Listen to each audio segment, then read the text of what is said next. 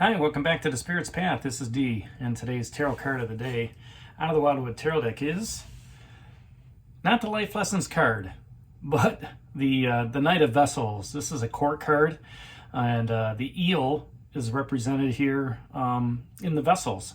So as the knight, the way I like to explain the court cards is, to me, knights are fighters and tacticians. They're, at the front with the army, right? They can fight, but they also can be that tactician where they, come out with that flag of truce and let's talk about,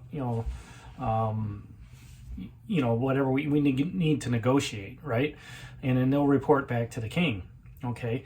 Now, with the vessels are all about water and emotions, psychic ability, things of that nature. And, this eel is symbolic and is being seen as a wise protector. And in that stone right there, I don't know if you can see it, but, there's a sword, which kind of symbolizes what what he does, being that fighter, tactician. So as he's slithering through the water, okay, I also look at this as kind of, as that tactician, he's got to be sly in the way he speaks, but he also is able to discern those messages. And we talked about that a lot this week as we've gone through the cards, because the seer just dropped off, a life lessons card, and, having the ability to discern the messages that she has. And just because she's dropped off this week doesn't mean that she's not still with you. That energy is going to be with you, until we, move off through the world tree or start another journey with a wanderer. But yet at the same time, discerning the message that she has for you, has been an inward journey. Looking at that balance and that restoration, looking within, facing the fears. The guardian's been down here twice. Once we passed them, and all the time we, coming back. But also, that message of being, just a piece of, humanity in this microcosmic world, in this macrocosmic universe, right? So, the eel stands for like purity, wisdom, maturity, and they're able to express, deep feelings. Okay, so, when you're walking down the road and the eel shows up in this river, he's going to be talking to you about those deep feelings, and it goes back to almost, looking at that guardian, facing those fears. A lot of times when we face fears, there's deep feelings around that. There's deep emotions around that. There could be some deep trauma around those dark spots, right? So, with this energy that's here, looking inward and trying to understand, those dark spots that we have, the dungeon that we're in, and listening to the riddles that the seer has, and trying to find that balance and restoration, which what the stag represents. We have to take a look at that, put some purity into those dark areas, meditate on it, and learn from, whatever those messages are that, that comes out. Now, you could get messages in different ways. Okay, you can get them through listening to, spirit, through meditation. You could be getting those from what other people see. So if this is you, or this is a person in your life, this is somebody that's going to, give you a message that's going to be very charming. Okay, but they're also going to be cultured in the way that, they're going to hold themselves in a way to where their message is going to come across as, like, I don't want to say ego driven, but yet at a higher level. Okay, almost like, say a senator is speaking or something like that. But they're going to be cultured. They're going to understand, the arts and the emotions and things of that nature. They're going to be very sensitive. Okay, because water is a sensitive sign. It's kind of like Cancerian. They're going to have some imagination. All right, and they're going to know the dream world. Okay, so even a conversation that I had, with somebody earlier, and it was, talking about dreams, all right, and what they represent. If you start having dreams along the way, and there's a lot of tension and a lot of emotion or something like that, that's where this Knight of Vessels is going to come through. Okay, going to be some high emotions, going to be seductive, smooth talker, that's out there. Okay, if this is an aspect, it's finding agreement.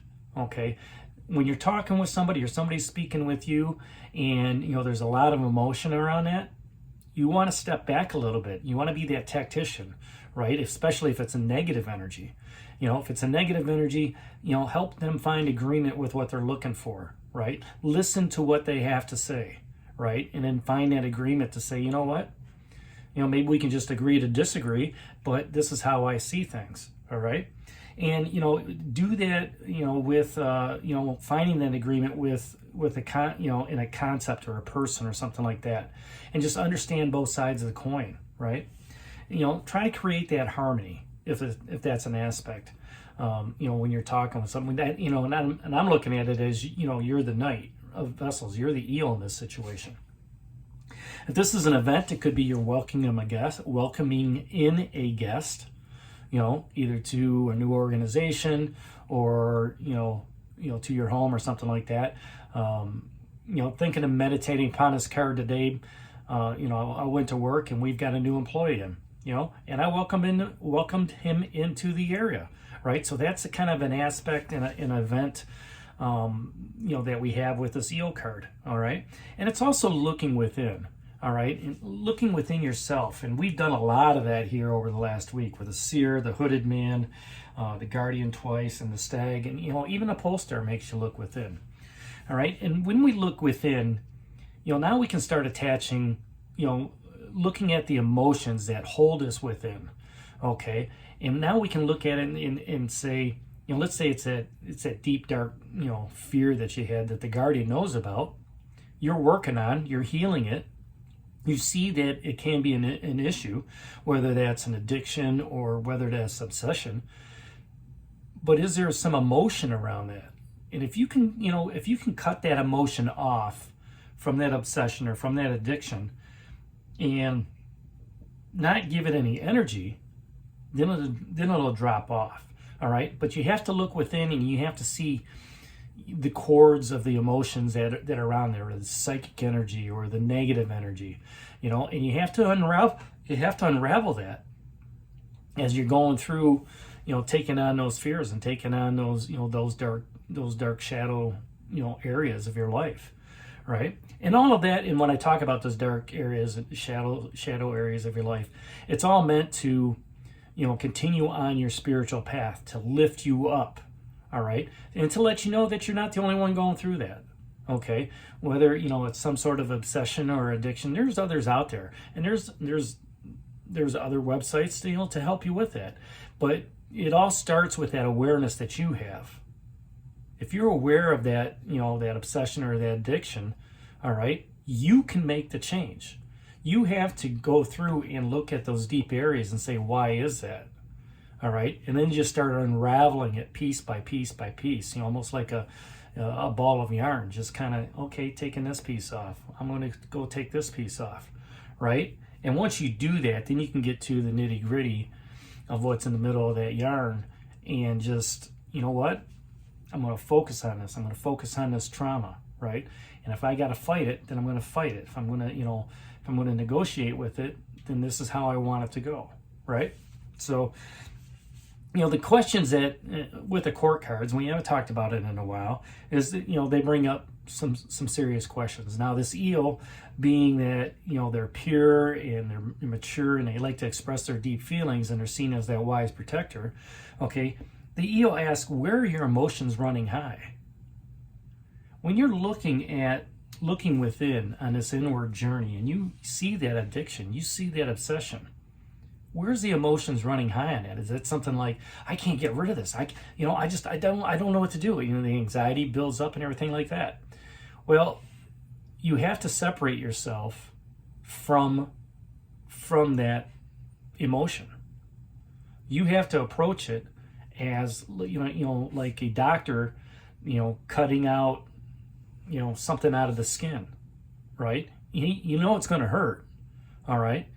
And, it may be something that, it could hurt a lot, but at the same time, you prepare yourself for it. You go in there, you look at it and you say, you know what? I don't want this in my life anymore. I'm going to cut it out. All right. And you literally, sit down, you meditate on it, and you see yourself taking whatever it is, let's just say it's a bump in your arm that's holding that negative energy. See yourself cutting that arm. See yourself opening the skin up and then pulling out that negative energy, whatever that addiction or obsession is. And I'm just using that as an example. But if you can do something like that, and then when you have it in your hand, you say, you no longer control me. You no longer are controlling the situation. I have you in my hand, and you can put it into a fire, or you can blow it into the wind, however you want to do it, right? Once you have that out and you go back and mend that wound, okay, that's when that healing starts. And that's kind of what the star's looking at too, is looking at healing. So where are your emotions running high? And a lot of times there are emotions around deep-seated traumas, looking into those dark spots, looking into that shadow work. Okay, but once you get in there and you figure out the nitty-gritty on it, and you're able to cut that out of your life, as long as you're working day by day by day to leave that out, after 30, 40 days, you're not even going to be obsessed with that anymore or addicted to it anymore. And then the other question that comes up is, where do you need to express yourself sensitively? Okay, if there's something going on in a relationship, if there's something going on in work, you have to really watch who you trust. This is where that tactician really comes into play. All right, listen to your inner intuition. Okay, listen to those messages that are coming through, whether at work or in a conversation, because people are not always going to tell you the truth. They're going to want to gather information from you on what's going on throughout the day. And a lot of times, you're going to want to express things in a way where it's sensitive, but yet it's also none of their business. And you have to do that sensitively, because people are always going to want that information. They're always going to pry. And, there was a situation today, somebody was asking me about somebody else, and I just looked at him. I said, I don't partake in that stuff. I don't know what happened. I don't know where, why it happened. All right. If you've got questions, go ask that person.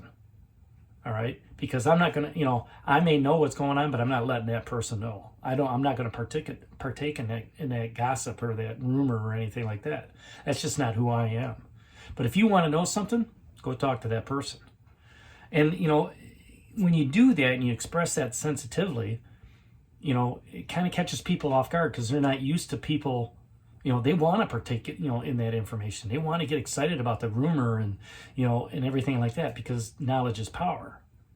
All right. Well, if you don't play with that knowledge and you don't play with that power, and they ask you that question, they know next time, he's a nice guy, but he's not going to, answer the question that I want to know, because there's a lot of people that want to backstab people with that information. I've been there, and I can't say that I've done it, but yet at the same time, I'm not going to partake in that situation. So you have to look at, in your conversations with your loved ones, or even at work, is when information comes to you, all right, you have to express it sensitively. Hey, honey, I see that something's going on. What's really happening, right? And maybe they beat around the bush or something like that, and you can pick that up. You can see whether they're diverting the question or whatnot like that. So, and that gives you a heads up on which way to go with the conversation as you move forward. So there's two examples, one in a relationship and one at work, that when you get that information, or somebody's looking to get information from you, do so sensitively. Use that tactician energy that the eel represents. So that's today's card of the day out of the Wildwood Tarot deck, that Knight of Vessels and the Eel. Hit that like button for me, subscribe to the channel, share with others, and give me a thumbs up. And this is D for Spirit's Path. We'll talk to you tomorrow. Take care, God bless, and stay safe, everybody.